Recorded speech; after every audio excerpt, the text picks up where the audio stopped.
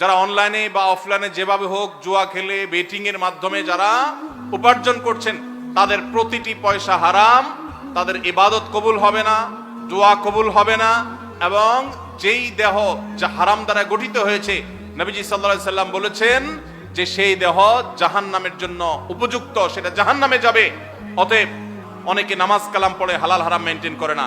যারা অনলাইন জুয়ার সাথে আসক্ত আছেন, আল্লাহর জন্য এই হারামকে আজকেই ত্যাগ করে দেন, মোবাইল থেকে আনইনস্টল করে দেন এবং এই হারাম থেকে সরে আসেন, পরিশ্রম করেন, কষ্ট করেন, এরপরে কষ্ট করে উপার্জন করেন। নবীজি সাল্লাল্লাহু আলাইহি সাল্লাম বলেছেন, আফদালুল কাসবে কাসবুল ইয়াদ, হাত দিয়ে মানুষ যে কামাই করে, পরিশ্রম দিয়ে করে মানুষ যে কামাই করে, এটা হলো সবচেয়ে উত্তম কামাই।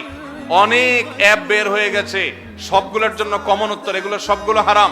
পৃথিবীর কোন আলেম এগুলোকে হালাল বলেন না। অতএব এই হারাম থেকে বেঁচে থাকেন, এই সমস্ত ধোকায় পা দিবেন না।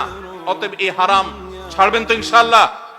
আল্লাহ আমাদের যুবক ভাইদেরকে, সব ভাইদেরকে হারাম ছাড়ার তৌফিক দান করুন।